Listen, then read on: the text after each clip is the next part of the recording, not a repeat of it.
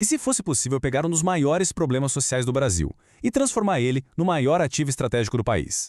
Nesta análise, a gente vai mergulhar de cabeça no audacioso Projeto Nióbio Soberano. Um plano que propõe, basicamente, converter o sistema prisional num motor de independência tecnológica nacional. Para começar, o projeto já se apresenta com essa frase de impacto, que é quase um manifesto. A ideia aqui é que dominar um material como o nióbio e a linguagem da indústria moderna, o G-Code, não é só uma questão técnica. Não, seriam os pilares de um novo tipo de poder para o país. Para a gente entender essa ideia toda, nosso roteiro vai passar por 5 pontos. Primeiro, qual é o problema? O chamado frigorífico humano. Depois, a solução, que envolve o nióbio. Aí a gente vê a execução, o impacto prometido para a nova geração e, por fim, o legado que o projeto quer construir. Então, vamos começar pelo começo. Toda grande solução parte de um grande problema, né? E o plano define a crise atual do sistema prisional com uma expressão, no mínimo, chocante: frigorífico humano. O ponto de partida é financeiro. Pensa nesse número, 18 bilhões de reais por ano. É isso que o plano diz que o sistema prisional custa. Então, não é visto só como uma despesa, mas como um ralo gigantesco de dinheiro, sabe? E é justamente essa verba que eles querem transformar. E aqui está o centro da crítica. O que eles querem dizer com o frigorífico humano? A metáfora é bem direta. Um lugar caríssimo que não produz nada e que só serve para armazenar pessoas sem gerar nenhum valor. Uma estrutura de contenção e só. E de onde vem tanto custo? Um dos principais argumentos do plano está aqui.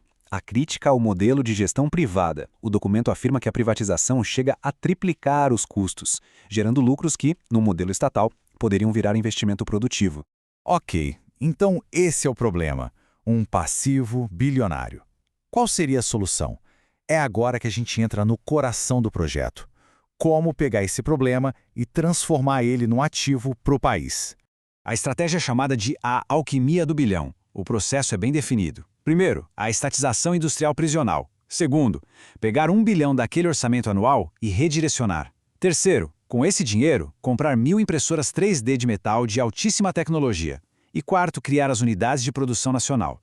A mágica, a tal da alquimia, é essa: transformar custo de manutenção em capital industrial.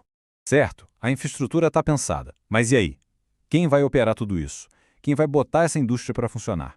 A fase de execução do plano responde exatamente a essa pergunta. A responsabilidade cairia nas mãos do Departamento de Ciência e Tecnologia do Exército, o DCT. Ele entraria com a gestão técnica e industrial, fazendo a transição dos detentos de custos para ativos produtivos. E o mais importante, garantiria que a produção de peças com superligas de nióbio estivesse alinhada com as necessidades estratégicas do Brasil. Essa mudança de mentalidade toda é consolidada num novo termo: operário de defesa. A redefinição é total. O detento não é mais um peso para o sistema. Ele passa a ser uma peça ativa na engrenagem de defesa e soberania industrial do país. É uma virada de chave completa. E o que seria produzido? O que o plano chama de catálogo de geometrias de poder. A gente está falando de turbinas para avião, peças para tanques de guerra, armamento de precisão. Cada item é pensado para gerar um impacto direto na soberania. Por exemplo, alcançar a independência total da base industrial de defesa. É disso que se trata. Bom, com essa máquina industrial toda funcionando, qual seria o impacto real na economia e, principalmente, nas pessoas? O plano tem um nome para essa fase: o Despertar Millennium. Aqui o foco é muito claro: dar uma missão para as gerações mais novas, a Millennium e a geração Z.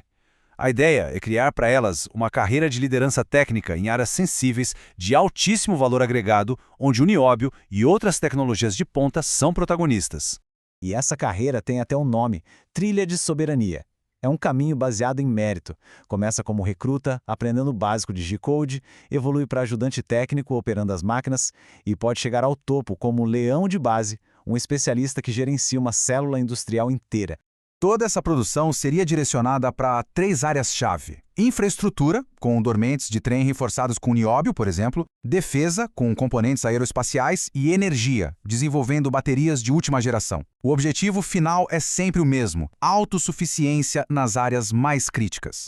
E por último, a visão de longo prazo. Depois que tudo isso estiver funcionando, o que acontece com o lucro? O que acontece com as pessoas? É aí que entra o conceito de pacto intergeracional. Mas antes, um detalhe importante: qual o incentivo para o trabalhador? O plano projeta uma renda de R$ 10.500 por mês para cada técnico especializado. é um incentivo econômico bem poderoso no centro de toda essa proposta de transformação.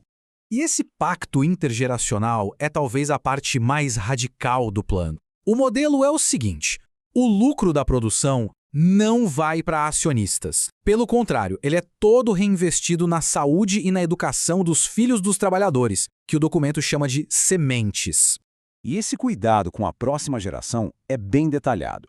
Primeiro, a biossoberania, garantindo nutrição de elite para as crianças. Segundo, educação de ponta, com vaga garantida em escolas técnicas industriais. E terceiro, a herança. A ideia é que os filhos herdem ao conhecimento e, eventualmente, o controle de toda essa estrutura produtiva. A visão final é grandiosa, para não dizer utópica. É criar uma elite técnica que se sustenta e transformar esses centros de produção em verdadeiros bunkers de inteligência que seriam a base para o que o documento chama de uma nova e enigmática oitava civilização. E tudo isso nos traz de volta à pergunta central que resume o projeto inteiro. Será que a tecnologia, quando aplicada de um jeito tão radical, pode mesmo transformar um problema social tão profundo em um pilar de soberania nacional? Fica aí a reflexão.